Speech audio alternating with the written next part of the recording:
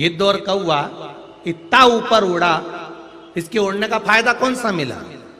ये इतनी ऊपर उड़ने के बाद भी नीचे मांस के छींतड़े देखते हैं, और हंस नीचा उड़ने के बाद भी मानसरोवर में मोती देखता है।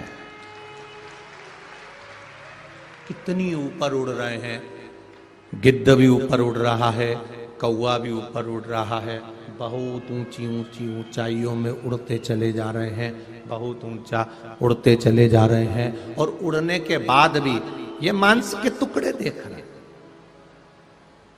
उड़ने के बाद भी ये मांस के टुकड़े देख रहे हैं, ये मांस के लोथड़े देख रहे हैं।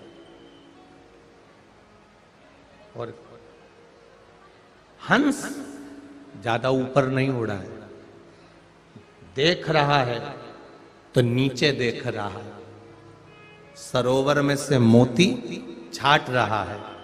बस यही अंतर है,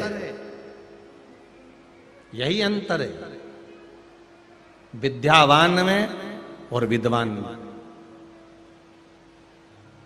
लंकाधिपति रावण विद्वान था और हनुमान जी महाराज विद्यावान थे। एक रामायण की किसी चौपाई में ये नहीं लिखा कि रावण विद्यावान था। तुलसीदास जी ने चौपाई में लिखा तो लिख दिया विद्यावान गुणी अति चातुर। किसके लिए लिखा? बोलो बोलो जम के बोलो जरा। हनुमान जी के लिए लिखा, रावण के लिए नहीं लिखा कि विद्यावान गुणी अति चातुर। रावण के लिए नहीं लिख रहा है। जितनी चौपाइयां मिली उन चौपाइयों में लिखा गया कि रावण विद्वान था। रावण को विद्यावान नहीं बताया गया, विद्वान बताया गया, क्योंकि बड़ा विद्वान था, बहुत पहुंचा हुआ था, बहुत पहुंचा हुआ। सारी विद्वत्ता उसमें भरी हुई थी, वैभव उसका था, सत्ता उसकी थी, धन उसका था, बल उसका था, देवता उसके थे, और सारे पुराणों का ज्ञाता था। परंतु उसके आगे ये नहीं लिखा कि विद्यावान गुणियति चातुर। लिखा तो ये लिखा कि रावण विद्वान था, विद्यावान नहीं था। क्यों? विद्वान और विद्यावान में अंतर होता है। विद्वान कभी किसी के आगे झुकता नहीं है और विद्यावान झुककर चलता है राम के आगे। विद्वान और विद्यावान में अंतर होता है। विद्वान कभी नहीं झुकता, वो सोचता है कि मैंने जो पढ़ाई करी वो सर्वश्रेष्ठ है, मुझे में जो ज्ञान है वो सर्वश्रेष्ठ है, मेरे बराबर कोई नहीं हो सकता, मैं सारा विद्वान हूं, इतने पुराण, इतने शास्त्र, इतने वेद, इतने छंद सब मैंने पढ़े हुए, मेरे को सब कंठस्थ है। ये विद्वान की निशानी है। पर विद्यावान की निशानी एक होती है, जो गुरु की शरणागति में जाता है, झुक कर बैठ जाता है, और मिलेगा, और मिलेगा, मोती मिलेगा, छांटूंगा और मिलेगा।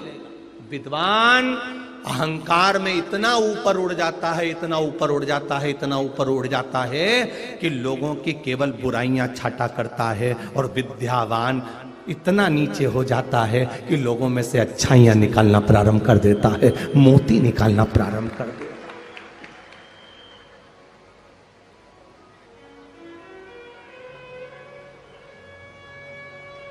पढ़ो, आगे बढ़ो, सारे वेद, सारे पुराण, सारे शास्त्र, सब कुछ तुम्हें याद होना चाहिए, पर निवेदन है विद्वान मत बनना।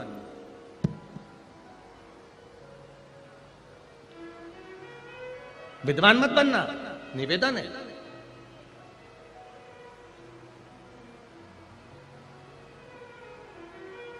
आज एक माता ने एक प्रश्न किया। सुबह 10 बजे की बात। गुरुजी, कोई नारी जरूरी है कि अपने पति के पांव पड़े? प्रश्न था बरहानपुर का।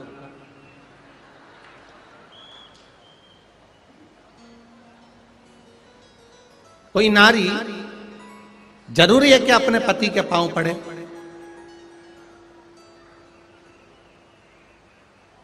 क्या पांव पड़ने से ही सम्मान होता है? क्या पांव पड़ने से ही आदर होता है?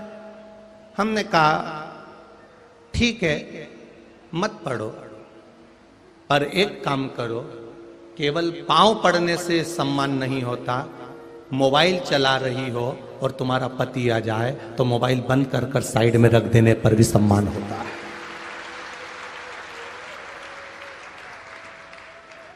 अगर तुम्हारा पति आया है, केवल मोबाइल को उठाकर तुम कितना भी चैटिंग कर रहे हो, व्हाट्सएप चला रहे हो, फेसबुक चला रहे हो, गूगल चला रहे हो, चाहे कुछ भी कर रहे हो, चलाते हुए सब मोबाइल को भी तुमने अगर साइड में रख दिया, तुम्हारे पति का सम्मान हो जाएगा कि वो आया है, मेरे लिए आया है और मेरे को उसका आदर करना है।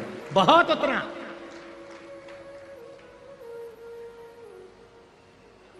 बहुत। कितना विचित्र जीवन हो गया साहब, कितना विचित्र। रात को पति पत्नी जब बैठते थे, चर्चा करते थे तो परिवार की चर्चा करते थे। आज के जमाने में मोबाइल ने ऐसा बिगाड़ दिया, वो अपनी चैटिंग में लगी है, वो अपना चैटिंग में लगा है और 11-12 बज गई, सो गए, सवेरे से उठ गए, नाश्ता करा, फिर चल दिए, फिर आए, फिर वही क्रम चालू हो गया। कितना समय हम एक दूसरे को दे रहे हैं, कितना समय।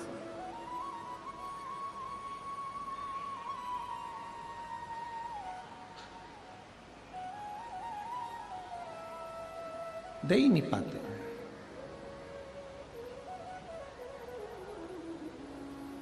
मोबाइल पे लोग कहते हैं मेरी इतनी फ्रेंड रिक्वेस्ट आई है, यही बोलते हैं ना, कह रहे आशीष, ऐसे ही बोलते हैं मेरी इतनी फ्रेंड रिक्वेस्ट आई है। तो हमारी भी एक रिक्वेस्ट है, शिव मंदिर जाइए।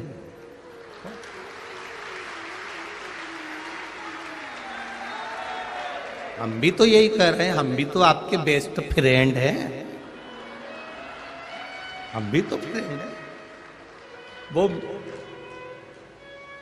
ठीक है अर्चना दीदी, वो मोबाइल पे रिक्वेस्ट भेजते हैं फ्रेंड की, हम भी तो यहीं से फ्रेंड रिक्वेस्ट कह रहे हैं।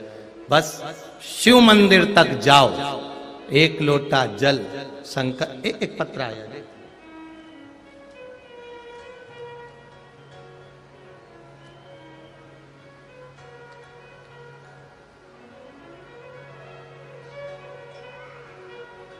गुरुजी मैं राजकुमार जाधव, ग्राम अंजन बल्डी, क्या है अंजन बल्डी है ना, हाँ ठीक है, समझ गए ना सब लोग, बस ठीक है।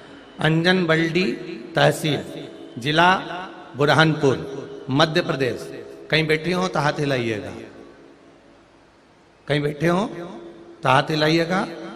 मैं राजकुमार जाधव, ग्राम अंजन बल्डी तहसील, जिला बुरहानपुर, मध्य प्रदेश से।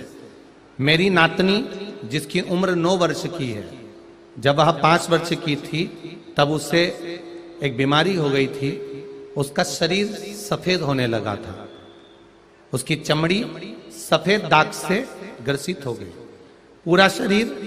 पहले उसको थोड़ा सा सफेद दाग हुआ, फिर थोड़ा सा सफेद दाग होते होते होते होते दूसरी जगह पर दाग हुआ, फिर तीसरी जगह पर हुआ, ऐसे उसका पूरा शरीर सफेद हो गया, जगह जगह छींटे से सफेद सफेद से होने लगे, उसकी पूरी चमड़ी सफेद होने लगी।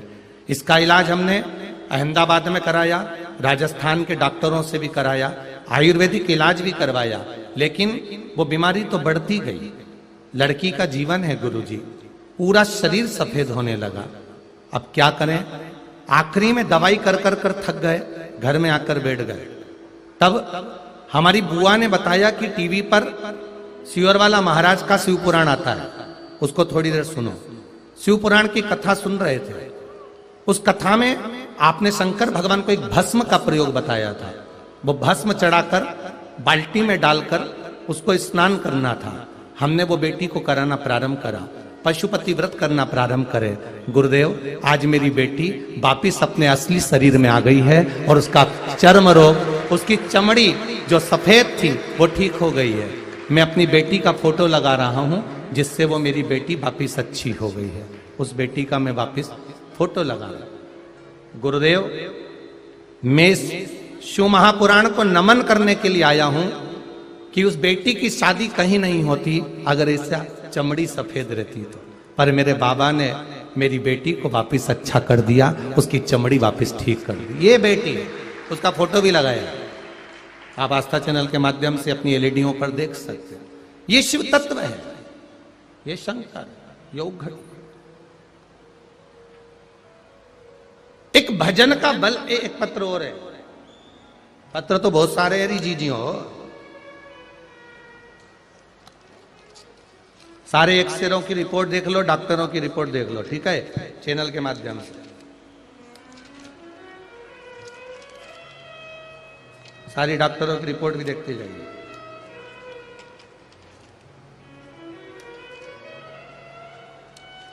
और फिर एक्सरे लिखिए।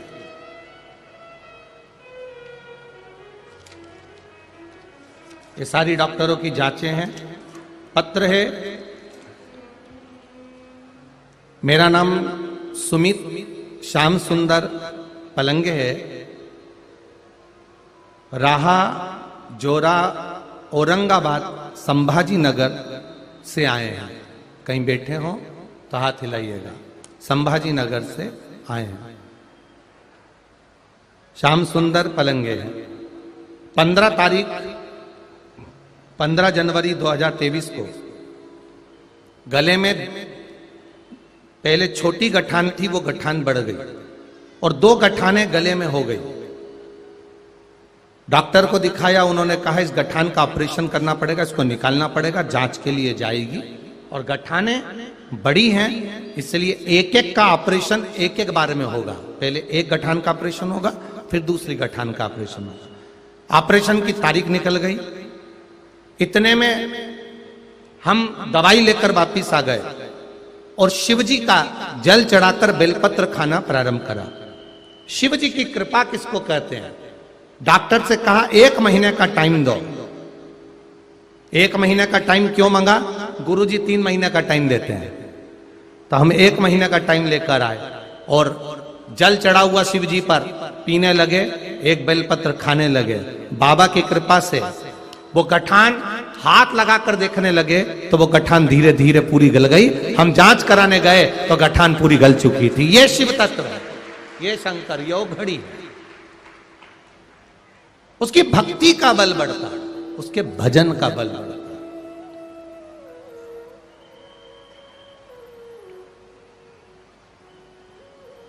कल कथा में परसों के दिन कहा था, शिव महापुराण में भीड़ बढ़ाने के लिए बिल्कुल मत जाना। भीड़ जिसको अच्छी लगती हो तुम वहां जाना। यहां आना भीड़ बढ़ाने के लिए नहीं, यहां आना तो मेरे महादेव को प्राप्त करने के लिए आना कि मेरा महादेव मेरी सुनेगा, मेरा शिव मेरी सुनेगा, मेरा शंकर मेरे हृदय की बात सुनेगा। और मैं जब कहूं, दिल से कहूं, वो दिल से स्वीकार करेगा।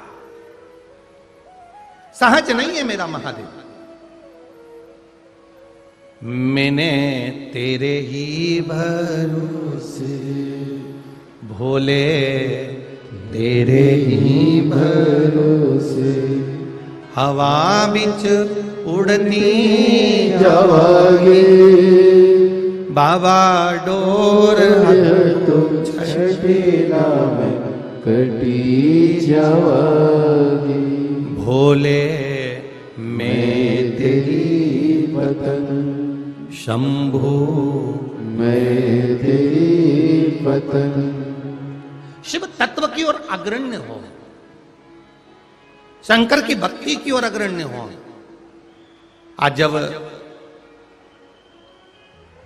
कुंवर विजय शाह जी वन मंत्री जी जब मिलने आए तो उन्होंने एक बात बड़ी अच्छी कही, गुरुजी प्रत्येक क्षेत्र में, केवल हमारा क्षेत्र ही नहीं, प्रत्येक क्षेत्र में, प्रत्येक प्रदेश में, पूरे देश में जो शिवालय कोई जाता नहीं था, पहुंचता नहीं था, उन शिवालय में आज लोग लाइन लगाकर दर्शन कर रहे हैं। ये एक आनंद का विषय, एक भक्ति का विषय, एक आनंदता का विषय।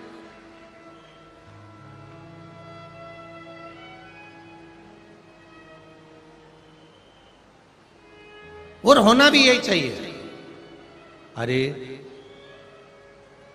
कलयुग में शिव युग आया है, महादेव ये तेरा रचाया है। अगर कोरोना ने, आदरणीय आप ही के शब्द हैं, अगर कोरोना ने किसी का कुछ लिया है, अगर कोरोना ने कुछ ले भी लिया है,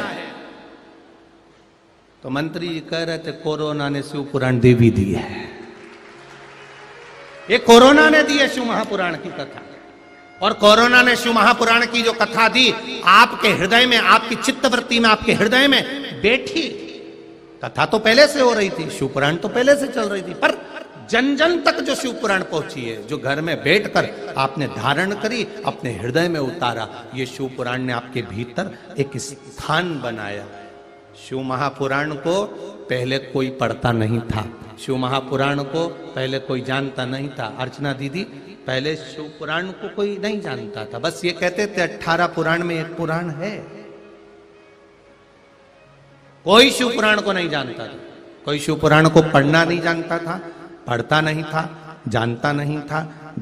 फिर लोगों के हृदय में जब शंकर के प्रति, और बीच में तो एक समय ऐसा ये आ गया था कि किसी के कहने पर लोगों ने, जो घर के अंदर शंकर जी थे, शिवलिंग थे, उनको उठा उठा के पीपल के पेड़ के नीचे धर दिए और नर्मदा जी में ठंडे कर दिए। ऐसा भी समय आया।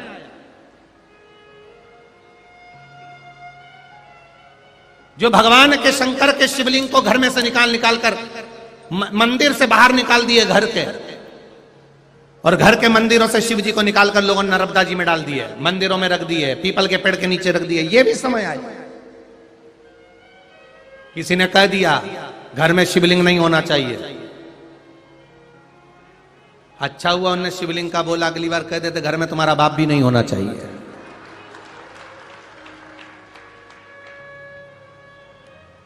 हम दो हमारे दो और जिंदगी भर रो।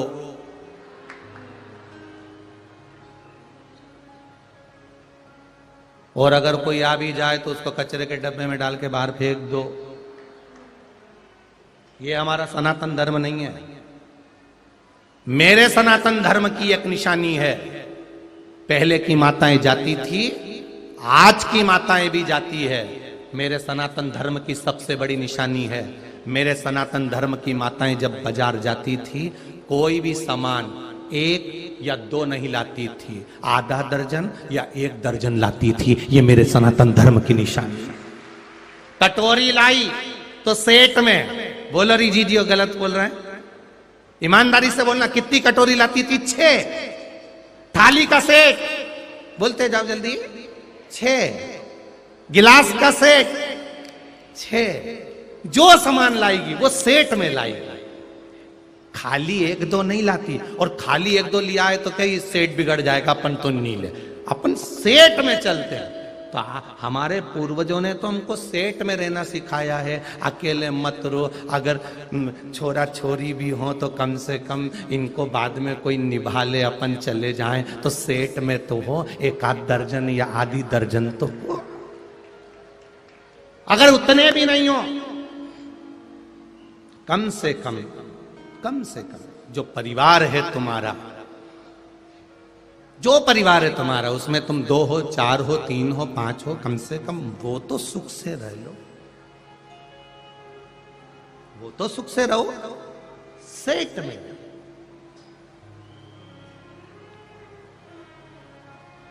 सेट में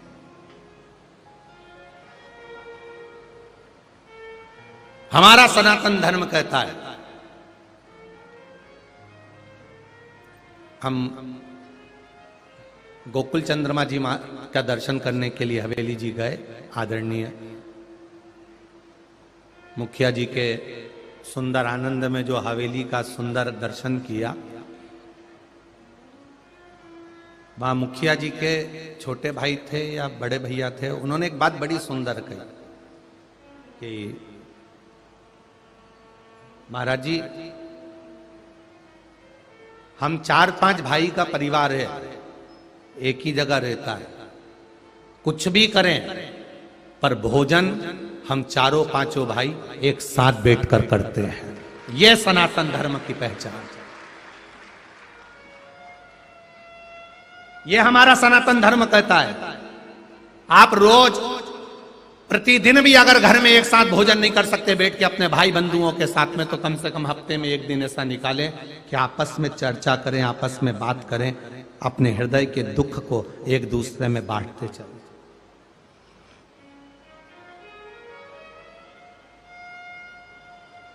अपने हृदय के दुख को एक दूसरे को बांटते चलें। विश्वास जागृत करते चले। कितना ऊपर उड़ रहा है गिद्ध, कितना ऊपर उड़ रहा है कौआ, पर नीचे देख रहा है तो मांस के टुकड़े देख रहा है, मांस के छितड़े देख रहा है। और ये हंस इतना ऊपर नहीं उड़ रहा है, सरोवर में मोती ढूंढ रहा है। आपसे निवेदन है, जब भी सत्संग में जाना, कथा में जाना, कीर्तन में जाना, मंदिर में जाना, देवालय पर जाना, गुरु के दरवाजे पर जाना, तो उसमें बुराई मत ढूंढना, प्रयास करना वहां से कुछ अच्छा ग्रहण कर कर लेकर आए, जिससे हमारी जिंदगी सार्थक हो।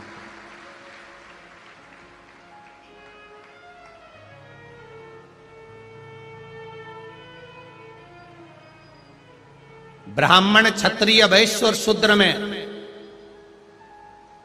दुनिया के लोगों को बांटा गया, पर शिव महापुराण एक ऐसी पुराण हो गई जिसने ब्राह्मण हो, क्षत्रिय हो, वैश्य हो और शूद्र हो, सबको जोड़ा है।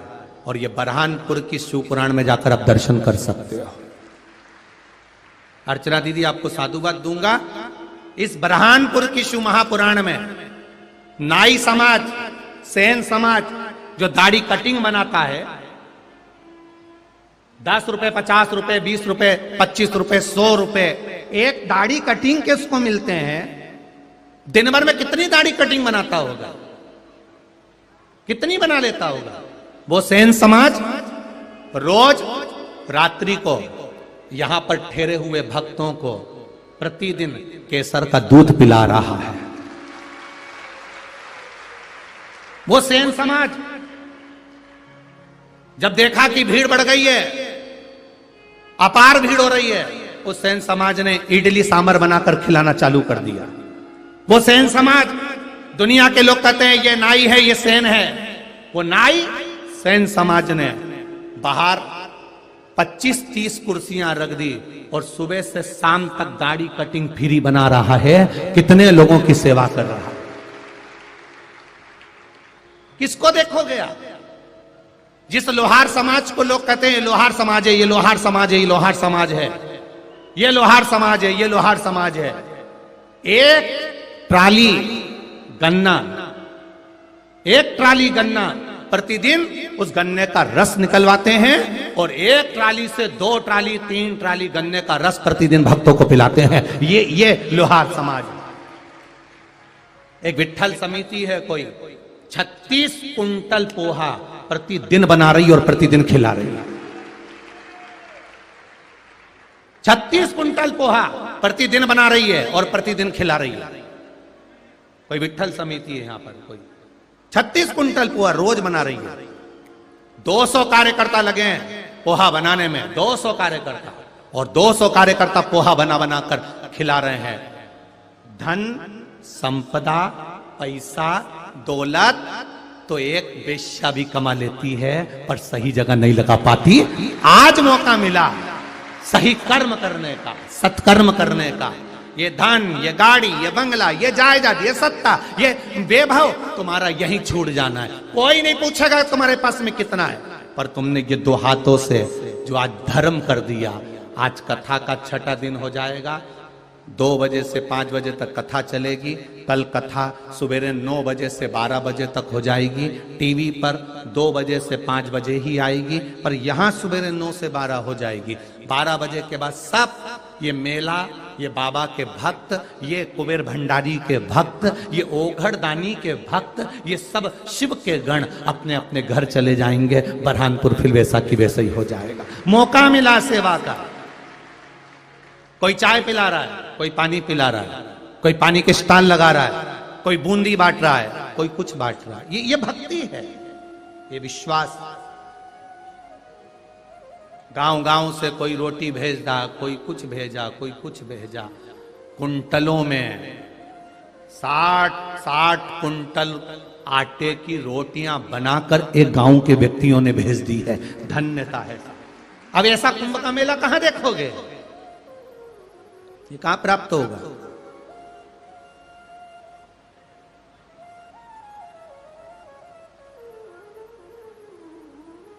चर्मकार समाज ने पानी का स्टॉल लगा रखा है, वाल्मीकि समाज ने चाय का स्टॉल लगा रखा है, विश्वकर्मा समाज, प्रजापति समाज।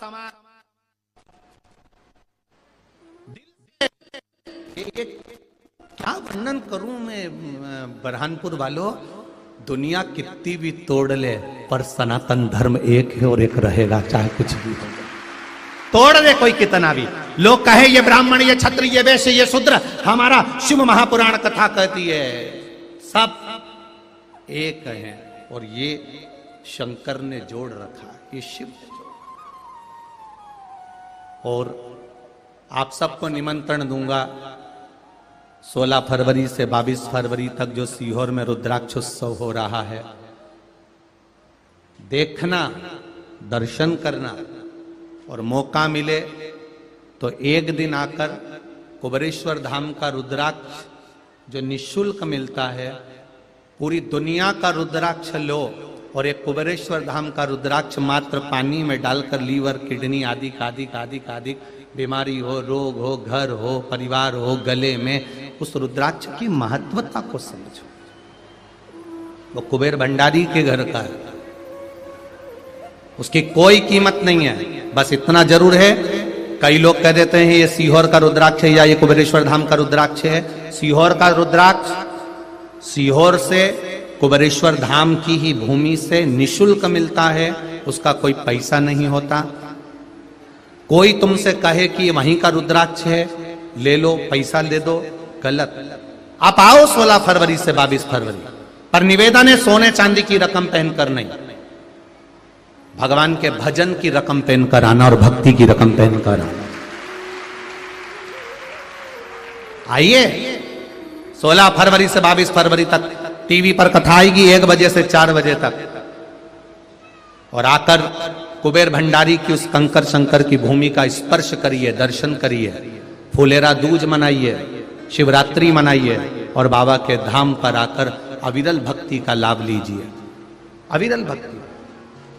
सीहोर की प्रत्येक समाज की धर्मशाला, ऐसी कोई समाज नहीं जिस समाज की धर्मशाला सीहोर में खुली नहीं है।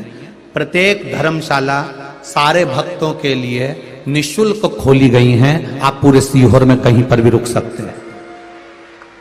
सीहोर में ना रुके तो कथा स्थल पर व्यवस्था, पंडाल आदि की व्यवस्था वहां पर भी करी गई है।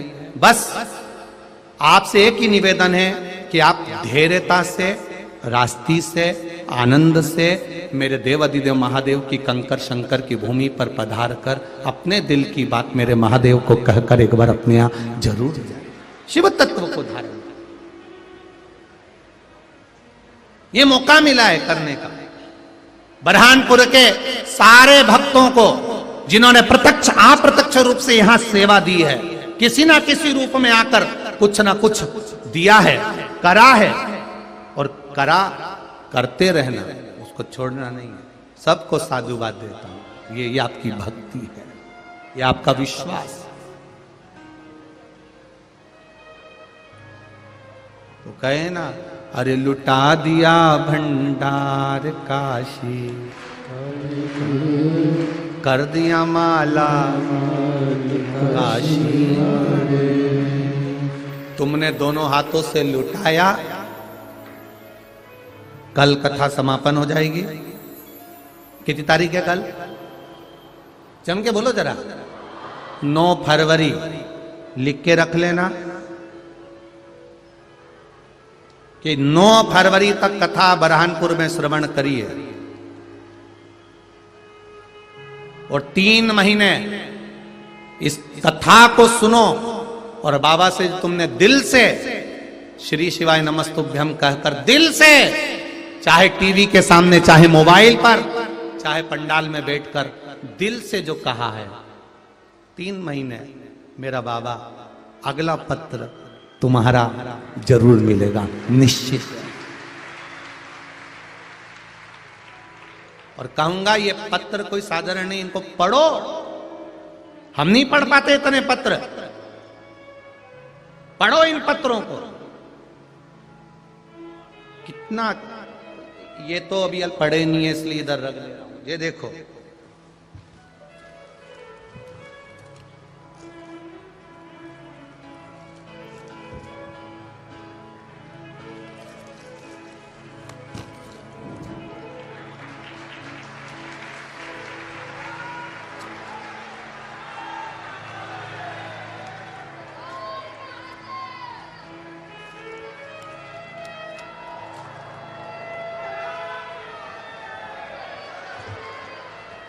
पढ़िए इनको।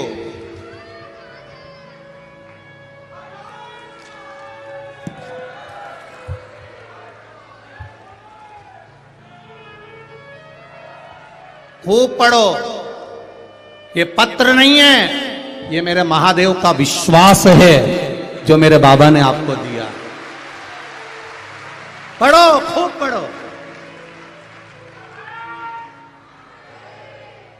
इस पत्र को सियोर वाला महाराज नहीं लिखा है और ना कभी लिखूंगा। तुमको पत्र लिखने से अच्छा है उसको नहीं लिख दूंगा। पत्र तुमने लिखकर भेजा है, एक एक पत्र में एड्रेस है, मोबाइल नंबर है, और कुछ नाम तो तुम्हारे बरहानपुर के हैं। कभी भी माइक लेके पहुंच जाना और पूछ लेना।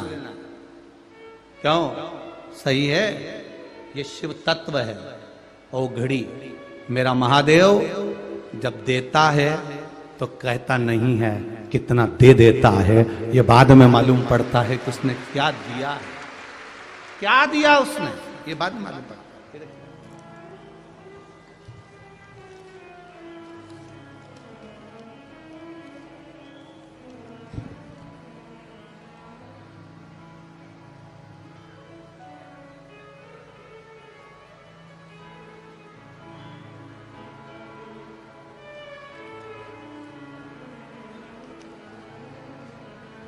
शंभु शरणे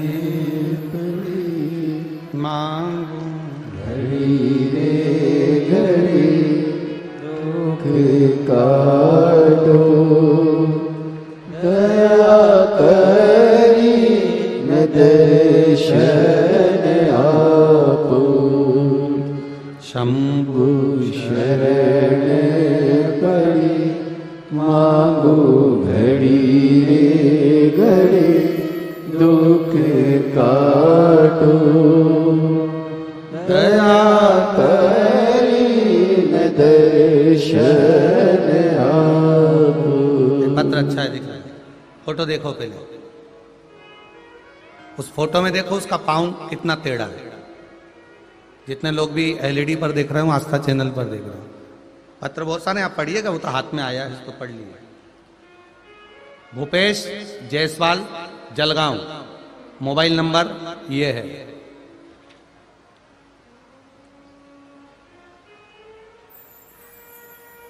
हमारे घर में 3 लोग हैं गुरुजी। हम पैरों से विकलांग हैं। मेरी पत्नी सुरेखा जायसवाल, यह भी पिछले 1 साल से इसके पैर से तकलीफ है। इसका पैर थोड़ा टेढ़ा होते चले जा रहा है। नाक से 24 घंटे पानी गिरता रहता है, जिसका इलाज बॉम्बे तक करवा लिया पर आराम नहीं लगा। किसी के कहने पर शिव मंदिर जाना चालू करा। 1 लोटा जल बाबा को चढ़ाना प्रारंभ करा। उस जल को पीने के साथ में नासिका पे लगाना प्रारंभ करा। शिव कृपा किसको कहते हैं? सारे डॉक्टरों को दिखाने के बाद जो लाभ नहीं, शिव की कृपा से उसका नाक का पानी बंद हो गया और पैर में चलने में आराम हो गया। उसका फोटो लगा रहा हूं गुरुजी। ये शिव तत्व है, ये शंकर, ये औघड़ी, ये शंकर। उसकी भक्ति पढ़ना इन पत्रों को मैं यहीं रख के जा रहे हैं, इसको पढ़िएगा आप, कभी योग लगे तो जितना समय मिल जाए जरूर पढ़ना। हम नहीं पढ़े तो क्या हुआ, तुम पढ़िएगा, ठीक है। शंभू, अरे लुटा दिया भंडार काशी, खड़े मत होना हो, कर दिया माला माल काशी वाले, ये उसकी कृपा से मिला, उसकी दया से मिला, उसकी उदारता से। और जब तक वो कृपा नहीं करता तब तक कुछ नहीं मिल सकता। पर कई बार वो देता है और उसके देने के बाद हमारे भीतर अभिमान प्रकट हो जाता है। कई बार वो देता है और देने के बाद हमारे भीतर अभिमान प्रकट हो जाता है। चोर को कुबेर बनाया, वो कुबेर मेरे देवादिदेव महादेव से मिलने के लिए आया, और महादेव से मिलने के लिए जब आया तो शंकर भगवान माता पार्वती जी के साथ बैठे हुए थे। जैसे ही कुबेर आया, मां पार्वती उठकर किसी कार्य के लिए जाने लगी।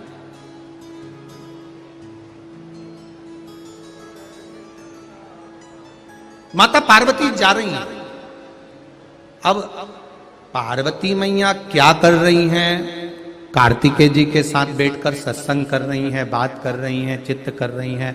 और कुबेर शिवजी से बात करते करते करते करते अपनी एक दृष्टि से पार्वती माता को देख रहा, पार्वती जी को देख रहा। जरा समझिएगा, जिसने वैभवपति बनाया, जिसने धनपति बनाया, जिसने इतनी सत्ता प्रदान करी, और उसी को, उसकी धर्म पत्नी को, मां पार्वती जी को गलत दृष्टि से देख रहे।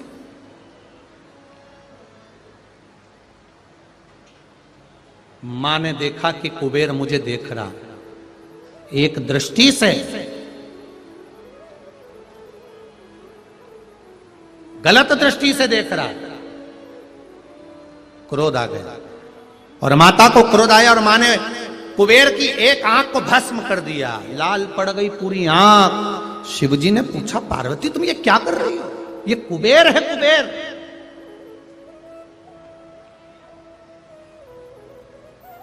ये कुबेर है और तुमने उसकी एक आंख भस्म कर दी।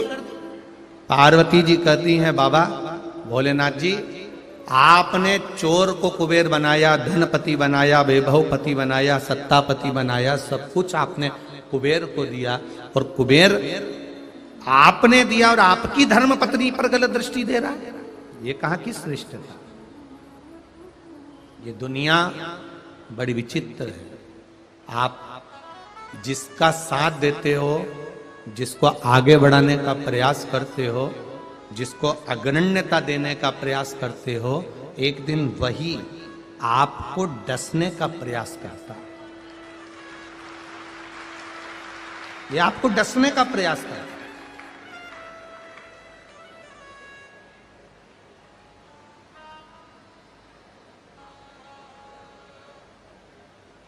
आपने ज्ञान दिया, आपने उसको अग्रण्यता दिया, और वो आपको डसने का प्रयास है। पार्वती जी ने कहा, ये मेरे पास में नहीं चल सकता, ये मेरे पास नहीं चलेगा ऐसा, इसलिए मैंने कुबेर की एक आंख को भस्म कर दिया। कुबेर एक आंख लाल पड़ गई, कुबेर एक आंख से देखता है मात्र, केवल कुबेर की एक आंख है, मुझसे एक आंख से देखता,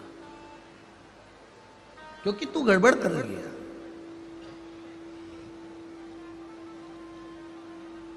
रखो दोनों नेत्र मेरे देवादिदेव महादेव के चरणों में रखो, उसके स्वरूप पर रखो, उसकी भक्ति पर रखो।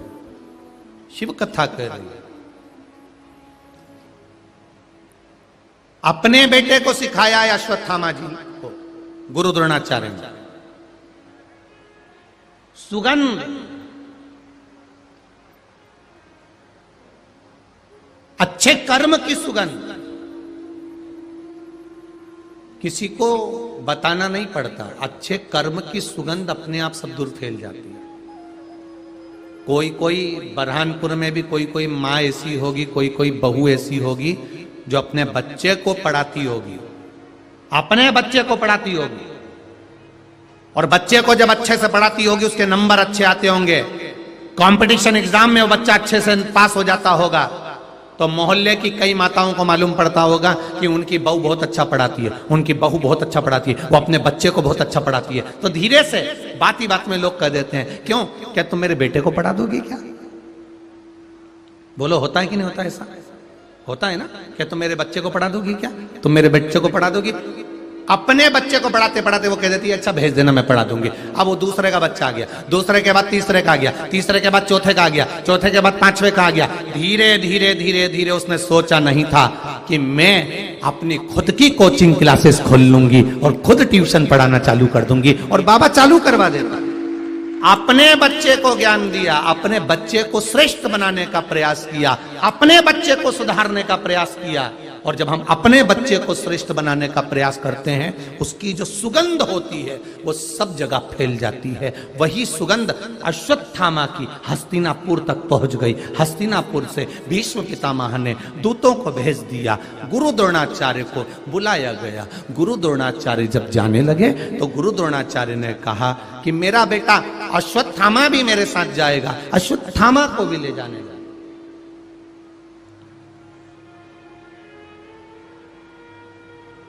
पहुंच गए हस्तिनापुर में। अब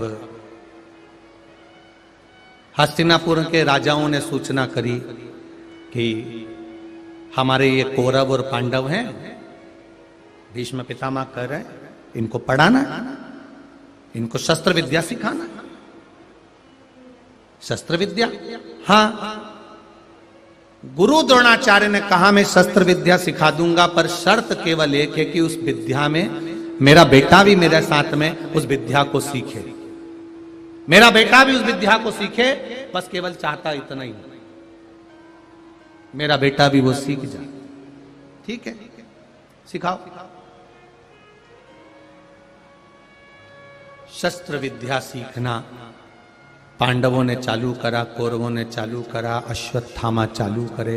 सीखते गए, सीखते गए, सीखते गए, सीखते गए। एक बार भीष्म पितामह आकर खड़े होकर पितामह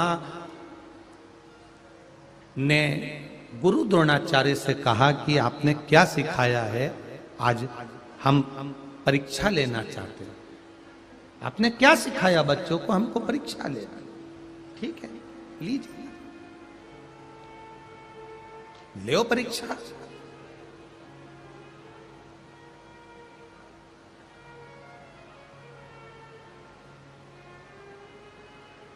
अब भीष्म पितामह ने बाण चलवा कर दिखवाए।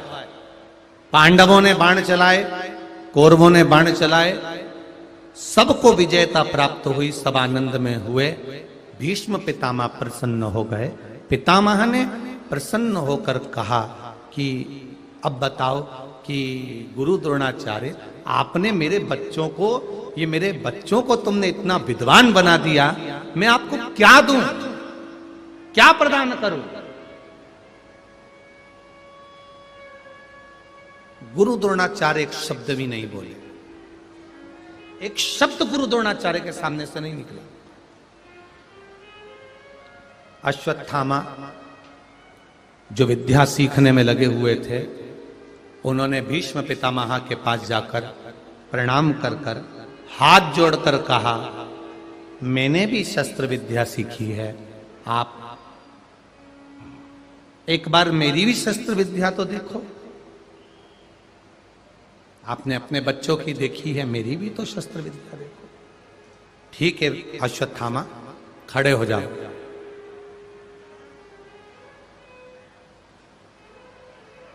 खड़े हो जाओ। अश्वत्थामा ने बाणों पर बाण छोड़े। भीष्म पितामह ने देखा कि यह तो पांडव और कौरवों से भी प्रबल है। अगर पांडव और कौरव 2 सीढ़ी पर चढ़े हुए हैं तो ये 10 सीढ़ी ऊपर चढ़ा हुआ है अश्वत्थामा। ये साधारण नहीं है, 10 सीढ़ी ऊपर चढ़ा हुआ है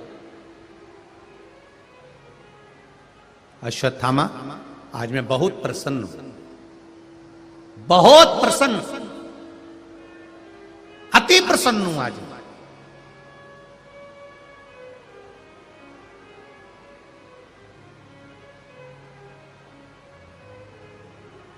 बहुत ज्यादा प्रसन्न हूं। ये एक गुरु और चेले तक अच्छा लगता है, बहुत प्रसन्नता का विषय। पर एक दिन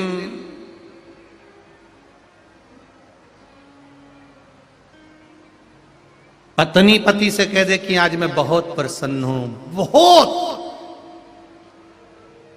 बहुत प्रसन्न।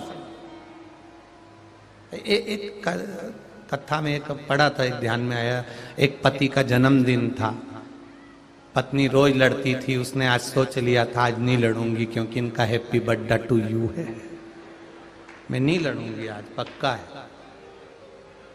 सुबह से उठी, छोटी मोटी करके जल्दी नहा के पति के पास गई, जाके कहा हैप्पी बर्थडे टू यू, आज मैं बड़ी प्रसन्न हूं, खुश हूं क्योंकि आपका जन्मदिन है।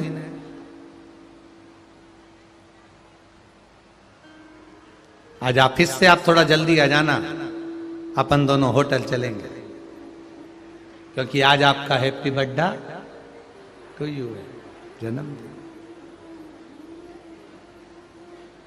पति कुछ नहीं बोला, ठीक है आ जाऊंगा। पति जाने लगा, पत्नी बोली सुनो थोड़ा जल्दी आ जाना। पर देखो आज मैं लड़ूंगी भी नहीं, अब ये बोलने की जरूरत थी क्योंकि आज तुम्हारा जन्मदिन है, थोड़ा जल्दी आ जाना। पति गया ऑफिस से, थोड़ा जल्दी आ गया, दोनों तैयार होने लगे। पति जूते पहनने लगा, पत्नी ने उसके पास जाकर कहा सुनो आज तुम्हारा जन्मदिन है। वो चोटी कर रही थी और पहुंच गई पति के पास, आज तुम्हारा जन्मदिन है, बड़ी खुश हूं मैं, कुछ ना कुछ मेरे को गिफ्ट तो तुम्हें देना पड़ेगा, अब बताओ मैं तुमको गिफ्ट में क्या दूं, बोलो। पति बोला मेरे को कुछ नहीं चाहिए। पत्नी बोली मैंने सोचा है तुम्हारे पास में पीले कलर का कुर्ता और पजामा नहीं है तो मैं दिला दूंगी, अगर और कुछ चाहिए हो तो तुम बोलो, आज तुम्हारा जन्मदिन है, मैं बड़ी खुश हूं, जो मांगोगे वो मैं दे दूंगी। आज के बराबर मैं कभी इतनी खुश नहीं हुई। पति ने कहा कुछ नहीं चाहिए। दोनों चलने लगे, इतने में पत्नी फिर पति का हाथ पकड़कर बोली आज मैं बड़ी खुश हूं, बड़ी खुश हूं, तुम जो मांगोगे दे दूंगी। पति ने कहा तलाक।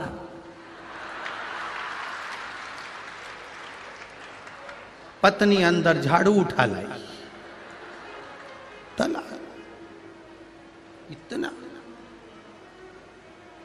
अब तुम्हें मालूम होगा बरहानपुर वालों की होटल गए कि कहां गए, तुम्हें मालूम होगा।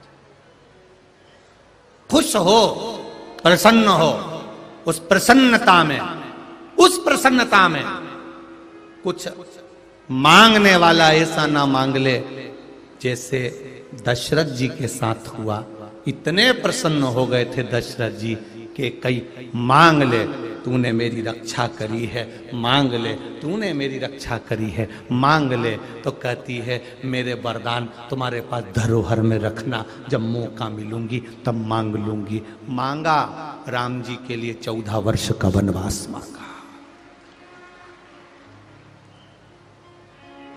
आपसे निवेदन है प्रसन्न होना, बहुत प्रसन्न होना, अति प्रसन्नता में, अति प्रसन्नता में। गुरु और चेले की अगर प्रसन्नता है तो चलेगा, बेटा और मां की प्रसन्नता हो, पति पत्नी की प्रसन्नता हो, भाई भाई की प्रसन्नता हो, ये चलेगा। और उस प्रसन्नता में हमारा घर बेकार ना हो जाए, वो नहीं चलेगा। प्रसन्नता। सर्वे भवन्तु सुखी। प्रसन्नता। भीष्म पितामह ने कहा मांगो। अश्वत्थामा तुम्हें क्या चाहिए तुम बोल दो। आज तुमने जो धनुर्विद्या दिखाई है और क्या विद्या दिखाई गुरु द्रोणाचार्य ने, तुम्हें जो लगे वो मांग लो। अश्वत्थामा चुप होकर भीष्म पितामह के सामने खड़े हो गए, मौन।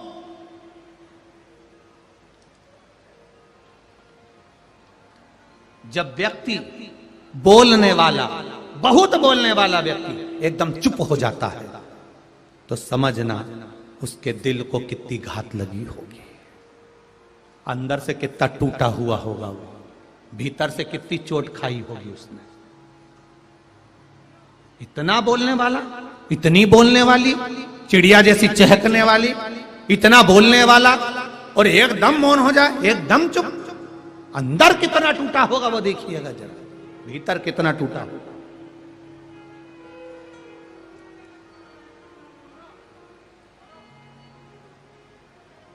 एक प्लास्टिक की थर्मास आती है इतनी बड़ी, उसके अंदर कांच लगा होता है, हमारे पास भी थी, उसमें इतना बड़ा ढक्कन भी था, छोटा सा अंदर ढक्कन भी था।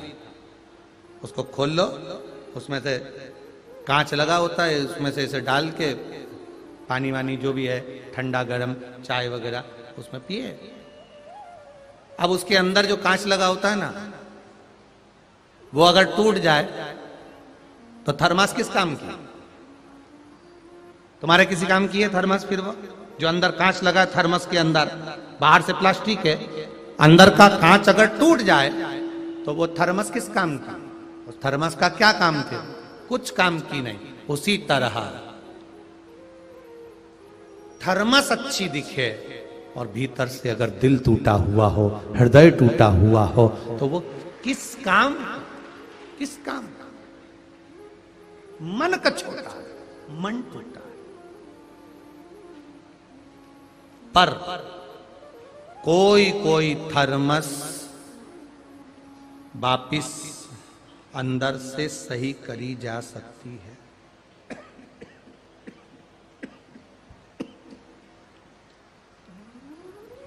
साउंड वाले प्राण ले रहे हैं इसको। कोई कोई थर्मस ठीक करी जा सकती है। अब चुप हो गए, मौन, एकदम मौन।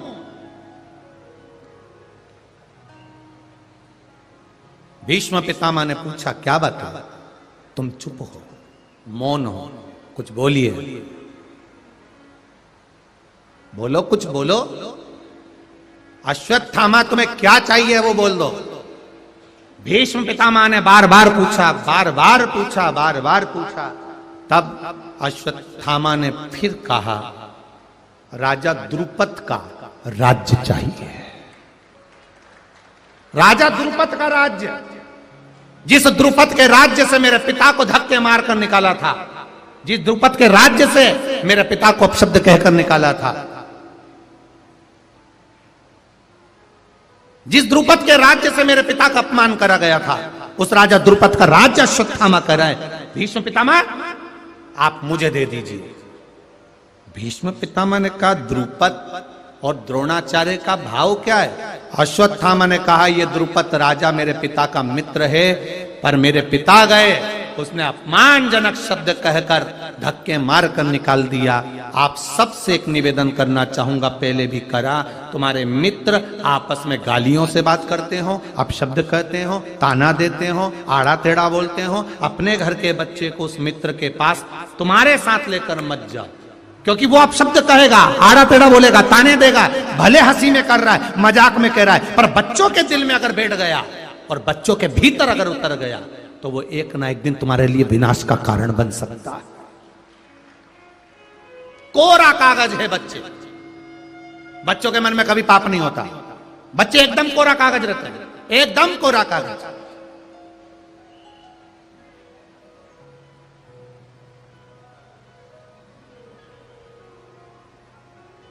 बच्चों के मन में कभी पाप नहीं होता, एकदम बच्चे कोरे हैं, एकदम कोरे। उनके भीतर कोई कापट नहीं, कोई पाप नहीं। एक बच्चा दादी की गोद में आया, दादी की गोद में बैठ गया और दादी की गोद में बैठकर बच्चा बोलता है, दादी, ओ दादी। दादी बोली, क्या है बेटा? दादी एक बार तू टे बोलना, टे। दादी बोली, बेटा ये क्या होता है? दादी तू ऐसा बोलना, टे टे, तू ऐसा बोल, केवल एक बार बोल दे दादी, टे।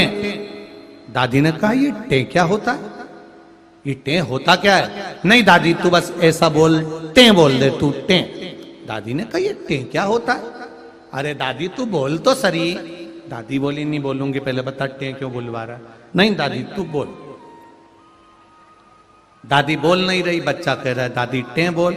दादी ने 5 रुपए निकाले, बच्चे को दिए, ले बेटा बाजार में से टॉफी ले आना, खा लेना। अब बता तुम मुझसे टे क्यों बुलवा रहा था? अरे दादी रात को मम्मी पापा पलंग पे बैठ के बात कर रहे थे, जब बुढ़िया टे बोल जाएगी तो सारी जायदाद अपनी हो जाएगी।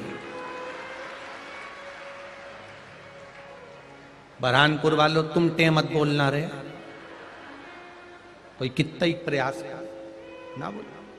बच्चे कोरा कागज है, बच्चों के मन में पाप नहीं है, बच्चों के मन में कपट नहीं है, बच्चों के मन में बेईमानी नहीं है, बच्चों के मन में छल नहीं है, बच्चों के मन में प्रपंच नहीं, कोरा है।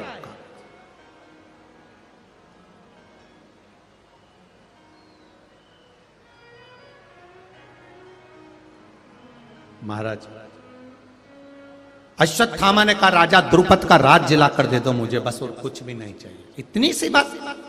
अब भी भीष्म पितामह ने सेना तैयार करी, सेना तैयार कर कर भीष्म पितामह राजा द्रुपद के ऊपर आक्रमण कर दिए। राजा द्रुपद पर आक्रमण करा और आक्रमण कर कर राजा द्रुपद के ऊपर राज्य कर लिया और भीष्म पितामह प्रसन्न होकर आ गए। अश्वत्थामा और गुरु द्रोणाचार्य से कहा, द्रुपद के आज से इस राजा द्रुपद की सत्ता के अधिपति तुम हो, तुम्हें राजा बनाते हैं।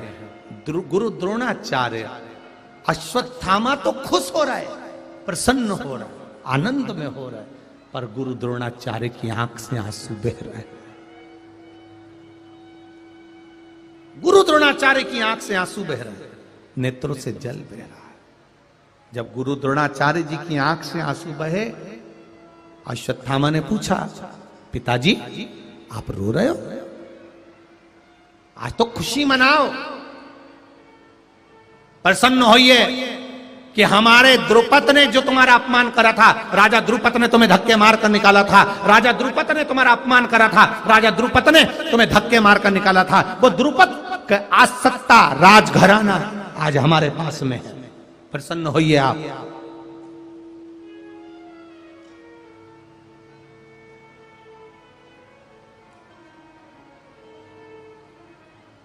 तुलसी या संसार में सबसे मिलिए धाय, ना जाने किस वेश में नारायण मिल जाए। इतनी सी बात अपनी जिंदगी में उतार कर रखना। सत्ता, वैभव,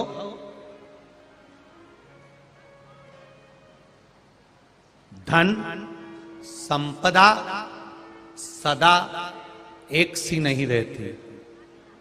व्यवहार बनाकर चलना, अगर कुछ चले भी गया तो वापस प्राप्त हो सकता है। प्रेम बनाकर चलिए, वात्सल्यता बनाकर चलिए, इसने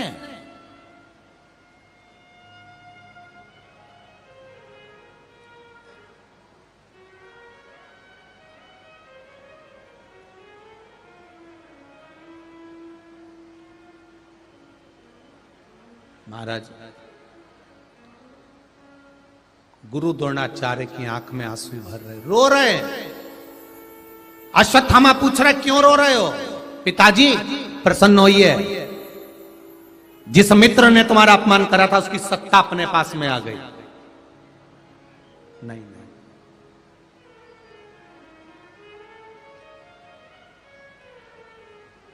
गुरु द्रोणाचार्य का शब्द पूरे बरहानपुर के लोगों के लिए और पूरे देश के लोगों के लिए है।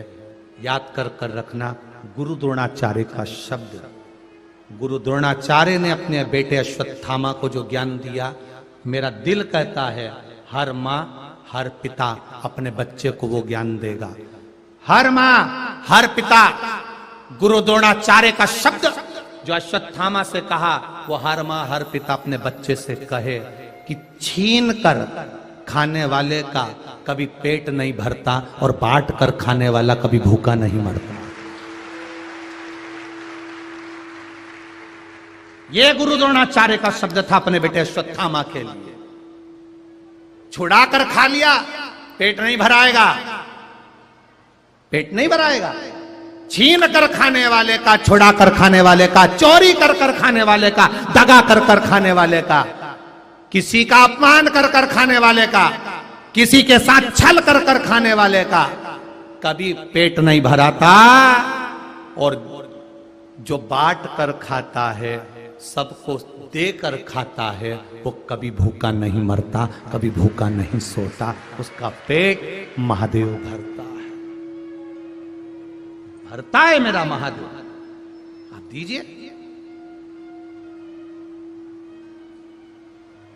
आपका समर्पण, आपका प्रेम, आपकी करुणा लुटाइए। कई लोग कहते हैं गुरुजी, कई लोग कहते हैं ये क्या है शिव पुराण में जो इतने लाख लाख, आज कम से कम छठे दिन की कथा है, सारे रिकॉर्ड तोड़ दिया आपने, सारी कथाओं का, सारी कथाओं के रिकॉर्ड तोड़ दिए,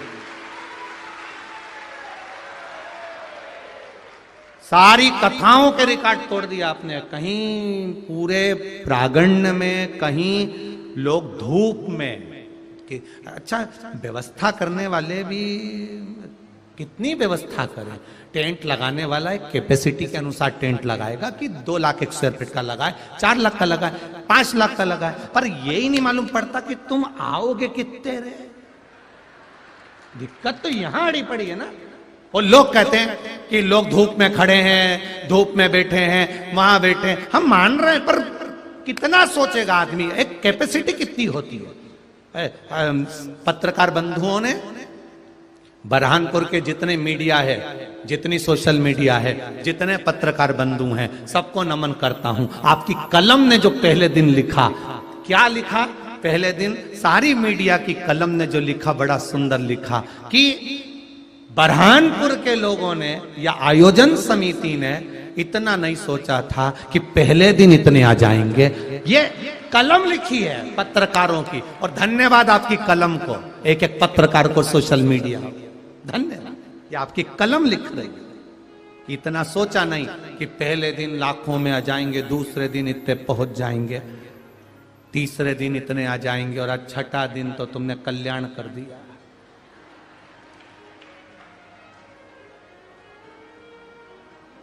तीन घंटे की कथा होती है। सुबह से लोग धूप में एक जैसे खड़े हैं, प्रतिज्ञा कर कर की कथा सुनना है, सुनना है, सुनना है। एक जैसे बैठे हैं। उसकी उदारता, उसकी करुणा जब तक नहीं होती, तब तक हम भगवान के चरणारविंद में नहीं पहुंच पाते।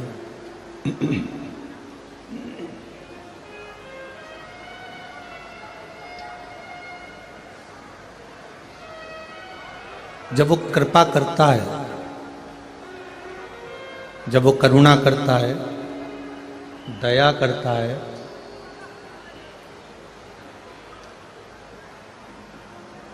पीछे का वॉल्यूम बढ़ाइए, साउंड की आवाज में बढ़ाओ, पीछे की, पंडाल की भी बढ़ाओ। जब तक इधर साइड में भी आवाज नहीं जा रही है, पीछे भी नहीं जा रही है, जब तक शिव कृपा नहीं होती, भगवान शंकर की उदारता नहीं होती, भगवान शिव की करुणा नहीं होती, तब तक हम एक कदम भी चलकर भगवान देवाधिदेव महादेव के पास नहीं पहुंच पाते। तेरी कृपा बिना न हिले एक भी अणु, लेते श्वास तेरी कृपा से तनो तनो। बखान क्या करूं मैं राखोगे ढेर का, चपटी भभूत में है खजाना कुबेर का। हे गंगाधर मुक्ति द्वार ओंकार तू, भोले ओंकार तू। आयो शरण तिहारी शंभु तार तार तू। ये शिव की उदारता से, भगवान शंकर की करुणा से और उसकी कृपा से प्राप्त होते। अपने जीवन में एक बात अच्छे से उतार कर रखिएगा,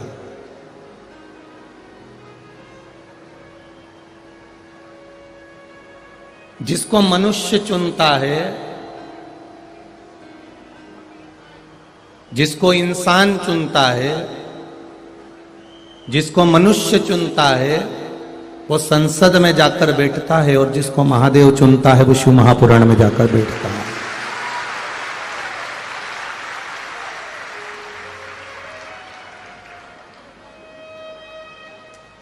मनुष्य चुनेगा, इंसान चुनेगा तो आप संसद में पहुंचोगे, पर मेरा देव महादेव, मेरा कुबेर भंडारी, मेरा कुबेरेश्वर महादेव, मेरा महाकाल राजा, मेरा ओंकारेश्वर, मेरा देवाधिदेव महादेव जिसको चुनता है वही भगवान की भक्ति में जाकर बैठ पाता है।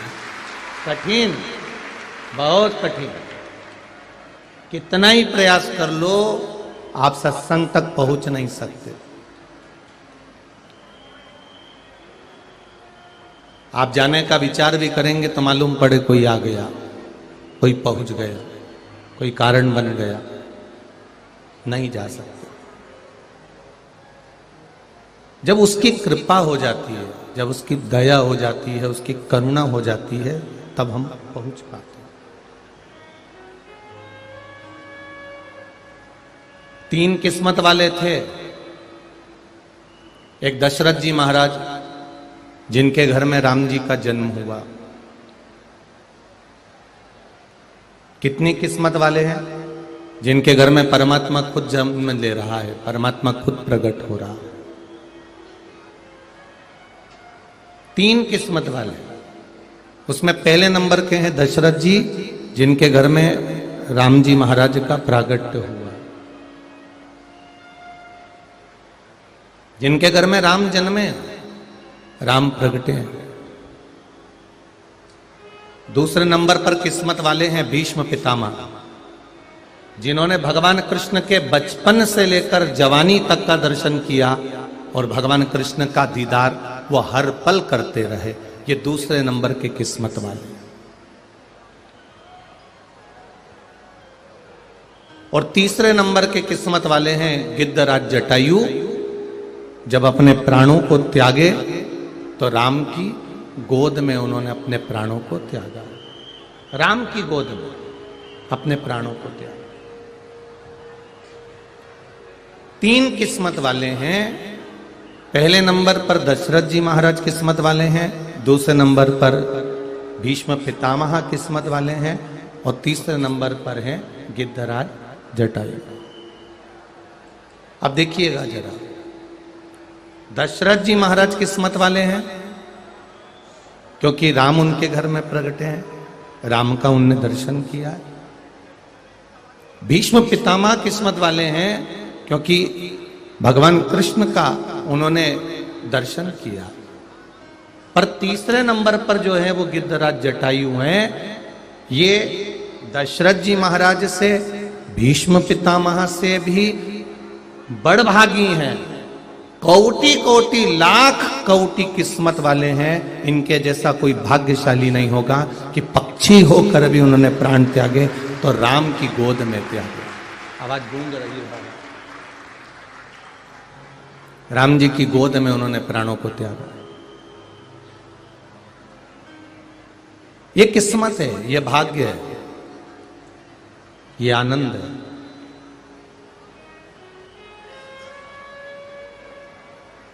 बचपन गया जाने दो, जवानी गई जाने दो, अधेड़ी गई जाने दो, पर बुढ़ापा मत बिगड़ने देना।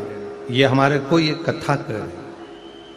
दशरथ जी के घर में राम जन्मे, दशरथ जी के घर में राम प्रगटे, उन्होंने उनका दर्शन किया, उनका आनंद दर्शन का लिया। भीष्म पितामह ने भी भगवान कृष्ण का दर्शन किया।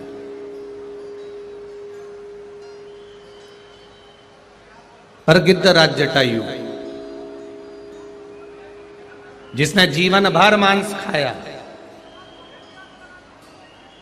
जटायु है, पक्षी है, जीवन भर जिसने मांस खाया, पर अंत समय आखिरी की जो घड़ी है, अंतिम जो क्षण है, अंतिम जो पल है, अंतिम जो समय है, उस अंतिम समय में उस गिद्धराज जटायु ने प्राण त्यागते समय राम जी की गोद में अपने प्राणों को त्यागा। इसलिए वो भाग्यशाली है, वो किस्मत वाला है,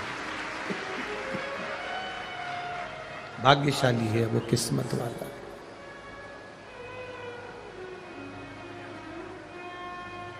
गया बचपन, गया जवानी गई,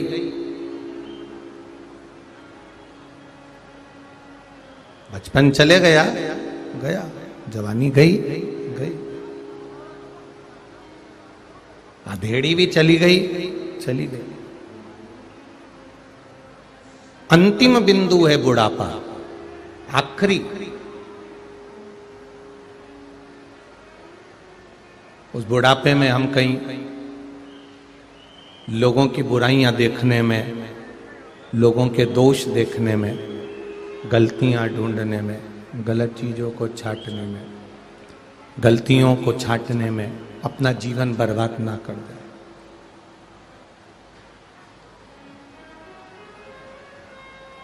जो बुढ़ापा मिला है, उस बुढ़ापे में हम परमात्मा की शरणागति में पहुंचकर, परमात्मा के चरणों में पहुंचकर, परमात्मा की भक्ति को कर कर, परमात्मा के भजन को कर कर हम अपने बुढ़ापे को निकालने का प्रयास कर। बचपन चुटकी में निकल जाता है, जवानी चुटकी में निकल जाती है, अधेड़ी कमाने में निकल जाती है, पर बुढ़ापा सबसे कठिन होता है। उसको निकालना बड़ा कठिन है।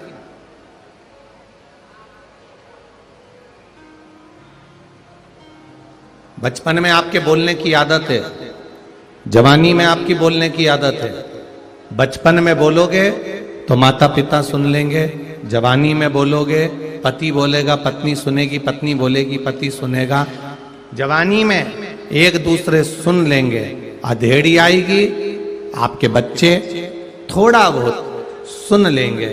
पर बुढ़ापा एक ऐसा होता है, उस बुढ़ापे में सब बोलेंगे, सुनना आपको पड़ेगा और सुनने की आदत डालना ही पड़ेगा।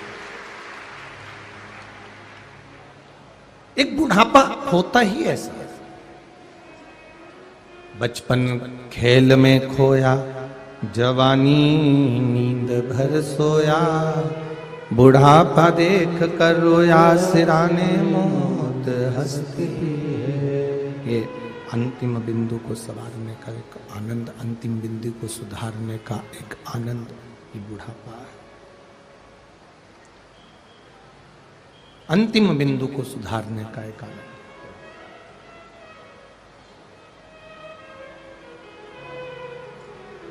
अश्वत्थामा का हाथ पकड़कर, अश्वत्थामा का हाथ पकड़कर गुरु द्रोणाचार्य लेकर चले गए, अपने बेटे को शस्त्र विद्या सिखाते हैं। वो शस्त्र विद्या सिखा रहे हैं अपने बेटे को, और हस्तिनापुर तक खबर पहुंच जाती है कि वो शस्त्र विद्या सिखाने में गुरु द्रोणाचार्य सर्वश्रेष्ठ है।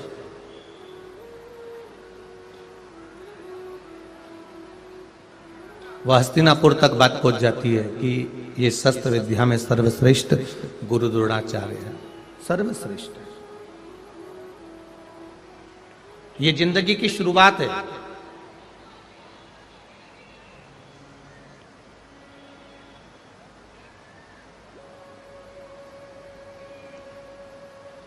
हम दूसरे में दोष देखें, हम दूसरे